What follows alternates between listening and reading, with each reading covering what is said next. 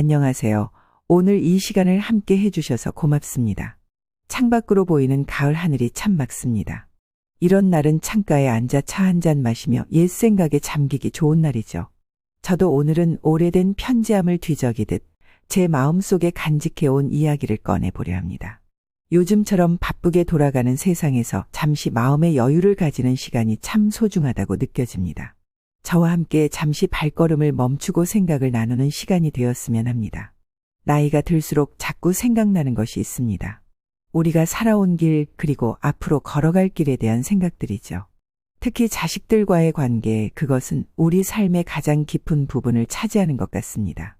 오늘은 자식에게 기대지 않고 품위 있게 사는 법에 대해 제 경험을 나누고 싶습니다. 이것은 누군가를 가르치려는 것이 아니라 같은 길을 걷고 있는 벗으로서 나누는 마음입니다. 우리 모두 비슷한 고민을 안고 살아가니까요. 젊었을 때는 잘 몰랐습니다. 부모님이 늘 나이 들면 알게 될 거야 라고 하시던 말씀이 이제야 가슴에 와닿습니다. 나이가 들고 세월이 흐르면서 생각도 많이 바뀌게 되더군요. 예전에는 당연하게 여겼던 것들이 이제는 다르게 보이고 중요하게 생각했던 것들이 그리 중요하지 않게 느껴지기도 합니다. 그런 변화를 받아들이는 것도 나이 드는 지혜가 아닐까 싶습니다. 제가 나이 들고부터는 갑자기 허리가 아파 병원에 다녀야 했습니다. 그때부터였을까요? 자식들에게 의존하는 습관이 생겼던 것이. 아들아, 병원에 좀 데려다 주렴. 딸아, 시장에 갔다 오면서 이것 좀 사다 줄래? 처음엔 당연하게 여겼습니다. 부모 노릇 평생 했으니 이제는 자식에게 기댈 차례라고 생각했죠. 자식들도 처음에는 기꺼이 도와주었습니다. 제가 아픈 게 걱정되기도 했고 도움을 줄 수 있어 기쁜 마음도 있었겠죠. 그런데 시간이 지날수록 자식들의 표정이 조금씩 달라지는 걸 느꼈습니다. 피곤해 보이기도 하고 때로는 부담스러워하는 기색도 보였습니다.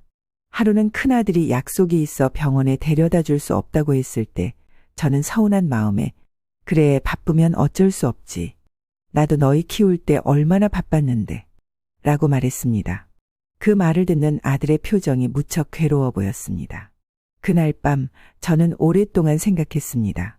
내가 자식에게 무엇을 바라고 있는 것인지, 그것이 과연 옳은 것인지에 대해서요. 저는 우리 시대의 많은 부모님들처럼 자식을 위해 모든 것을 희생하며 살았습니다. 그것이 부모의 도리라고 생각했죠. 하지만 이제 와서 돌이켜보니 그런 희생이 때로는 자식에게 부담으로 돌아갈 수도 있다는 생각이 들었습니다. 내가 너를 위해 이렇게 많이 희생했으니 이제 너도 나를 위해 뭔가를 해야 한다는 무언의 기대가 있었던 것은 아닐까요? 하지만 언젠가 둘째 며느리의 표정에서 피로함을 읽었습니다. 말로 표현하진 않았지만 그 눈빛이 마음에 오래 남았습니다. 다음 날 무릎이 아팠지만 혼자서 버스를 타고 병원에 갔습니다. 처음엔 서운했습니다. 내가 이렇게 늙어서까지 혼자 해야 하나라는 생각이 들었죠.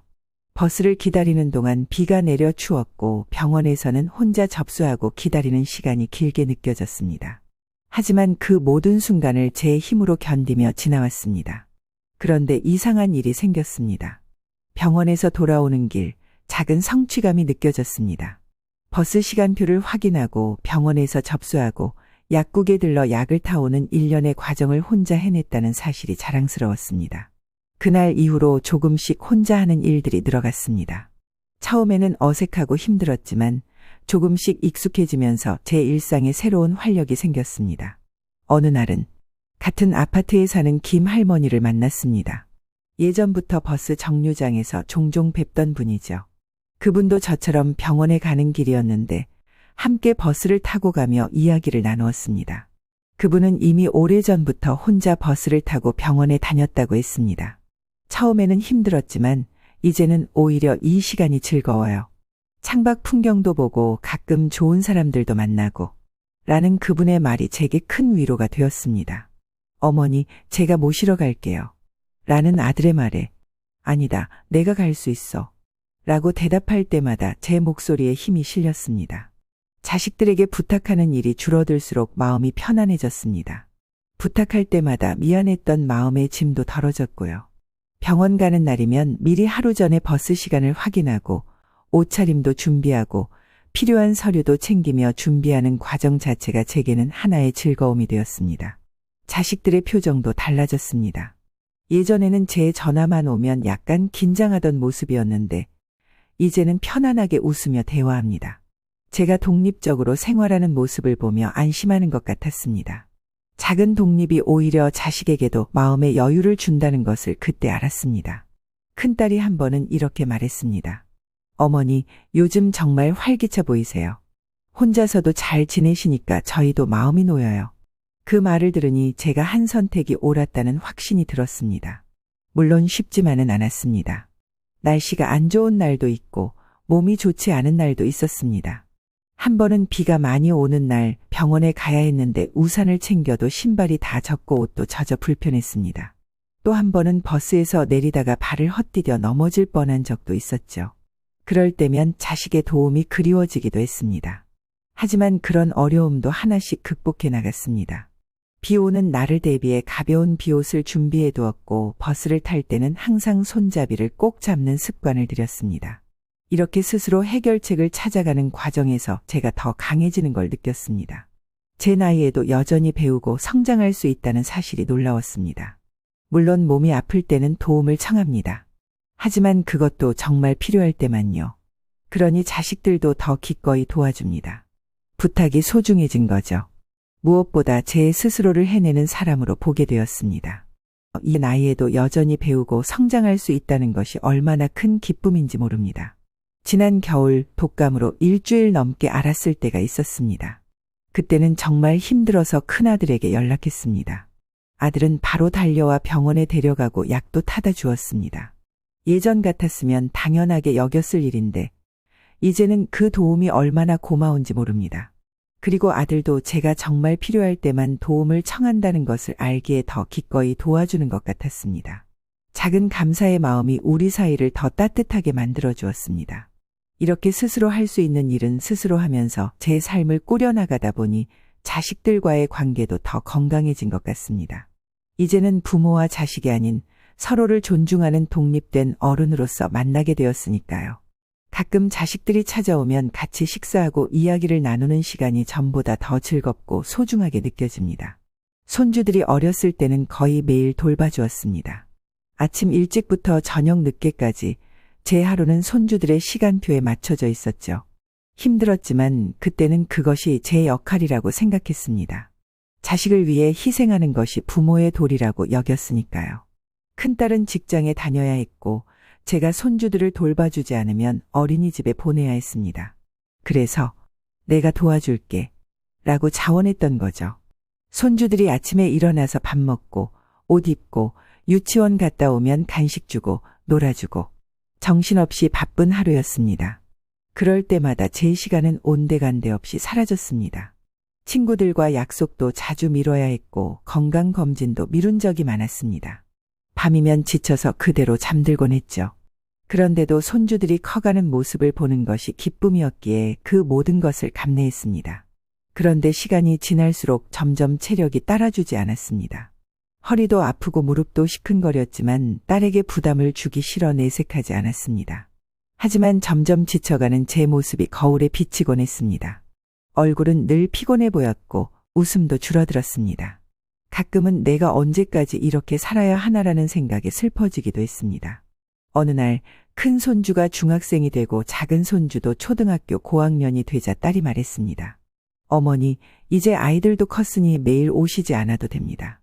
처음에는 서운했습니다. 필요 없어진 것 같아 허전했죠. 이제 내가 할 일이 없어졌구나라는 생각에 마음이 공허해졌습니다. 아침에 일어나면 뭘 해야 할지 몰라 당황스럽기도 했습니다. 몇 달 동안은 텔레비전만 보며 시간을 보냈습니다. 집 밖에 나가는 일도 줄었고 말수도 적어졌던 것 같습니다. 하지만 곧 깨달았습니다. 내 시간이 돌아왔다는 것을요. 그것은 상실이 아니라 새로운 선물이었습니다. 처음으로 내 시간을 어떻게 보낼지 고민했습니다. 40년 만에 처음 생긴 온전한 내 시간이었습니다.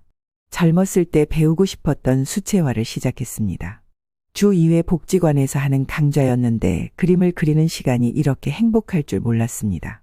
처음에는 그저 선 하나 제대로 그리는 것도 어려웠습니다. 손이 떨려서 선이 삐뚤삐뚤했고 색을 칠하면 번져버리기 일쑤였습니다. 하지만 차츰 연습하면서 나아졌습니다. 선생님께서는 제 그림에 항상 칭찬을 아끼지 않으셨습니다. 어머님의 그림에는 따뜻함이 느껴집니다. 그 따뜻함은 기술로는 얻을 수 없는 것이에요. 그 말에 용기를 얻어 더 열심히 그림을 그렸습니다. 3달 후에는 작은 전시회에도 참가했습니다. 제 그림 3점이 복지관 로비에 걸렸을 때의 그 뿌듯함이란, 자식들을 초대해서 보여주었는데 그들의 놀란 표정이 아직도 생생합니다. 어머니, 정말 재능이 있으셨네요. 그 말을 들을 때 제 가슴이 얼마나 뛰었는지 모릅니다. 오랜만에 제가 누군가의 어머니가 아닌 한 사람의 예술가로 인정받는 느낌이었습니다. 옆집 할머니와 아침 산책을 시작했고, 날씨 좋은 날에는 근처 공원 벤치에 앉아 하늘을 올려다보는 시간도 가졌습니다. 처음에는 그저 시간을 보내기 위한 산책이었습니다. 하지만 매일 같은 길을 걷다 보니 계절의 변화가 더 생생하게 느껴졌습니다. 봄에는 새순이 돋고, 여름에는 짙은 녹음이 우거지고, 가을에는 단풍이 물들고, 겨울에는 하얀 눈이 쌓이는 모습을 매일 조금씩 지켜보는 것이 큰 기쁨이 되었습니다. 산책 중에 만난 이웃들과 인사를 나누면서 새로운 인연도 만들어졌습니다.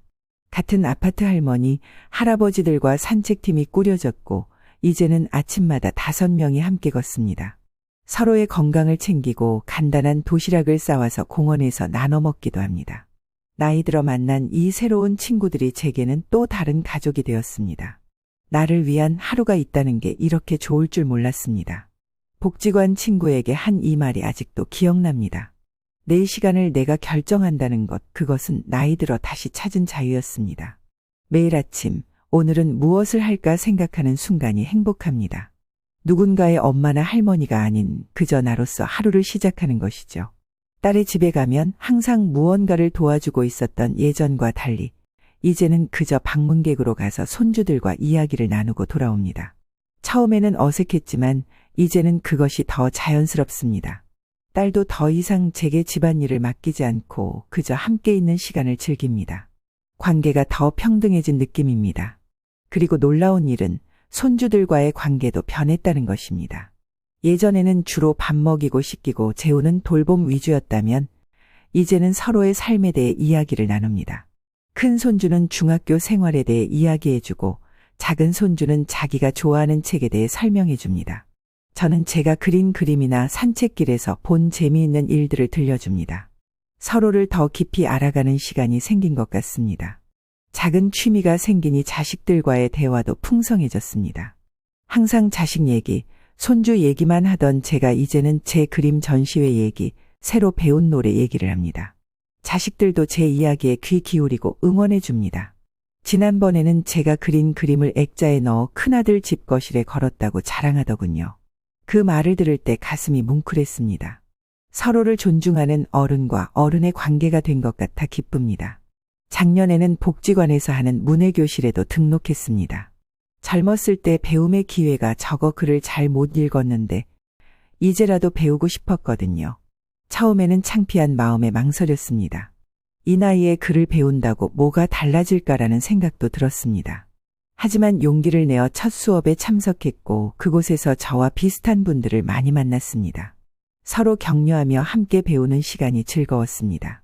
이제는 간단한 신문 기사도 읽을 수 있고 일기도 쓸 수 있게 되었습니다. 손주에게 편지도 써봤는데 받고 나서 그 아이가 얼마나 좋아하던지 그 모습을 보니 제가 노력한 시간이 헛되지 않았다는 생각이 들었습니다. 배움에는 끝이 없다는 말이 이제야 가슴에 와닿습니다. 차 한 잔의 여유, 책 한 권의 깊이, 산책길에 만난 이웃과의 대화. 이런 소소한 것들이 제 하루를 채우는 보물이 되었습니다. 누구의 허락도 필요 없이 온전히 제 마음대로 결정하는 시간들. 이것이 품위 있는 노년의 시작이었습니다. 우리 세대는 평생 가족을 위해 살았습니다. 가족의 행복이 곧 나의 행복이라고 믿으며 자신을 희생했죠. 그것이 잘못되었다고 말하는 것은 아닙니다. 그때는 그것이 최선이었고 그렇게 해서 우리 가족이 여기까지 올 수 있었으니까요. 하지만 이제는 다른 시간이 왔습니다. 나를 위한 시간, 나를 돌보는 시간이 필요한 때입니다. 몇 해 전 동창회에 갔을 때의 일입니다. 친구 하나가 자식 얘기를 하며 한숨을 쉬었습니다. 자식들이 날 찾지도 않아. 서운해 죽겠어. 그 말을 듣는데 문득 우리가 자식에게 무엇을 바라고 있는지 생각해 보게 되었습니다. 다른 친구는 명절마다 자식들이 찾아오지 않는다며 서운해했고 또 다른 친구는 아들이 매주 찾아온다며 자랑했습니다. 우리의 대화가 자식 중심으로 돌아가는 것이 문득 씁쓸하게 느껴졌습니다. 그날 집으로 돌아오는 길에 많은 생각이 들었습니다. 왜 우리는 자식의 방문 횟수로 행복을 측정하게 되었을까? 왜 자식에게 의존하는 것이 당연하다고 여기게 되었을까? 그리고 무엇보다 자식들은 그런 우리의 기대에 부담을 느끼지 않을까? 라는 질문이 머릿속을 맴돌았습니다. 우리는 평생 자식을 위해 살았습니다. 그리고 어느덧 나이 들어 이제는 자식이 나를 돌봐주길 바랍니다. 하지만 자식들에게도 자기 삶이 있습니다. 직장, 배우자, 자녀. 그들의 삶은 이미 충분히 복잡합니다.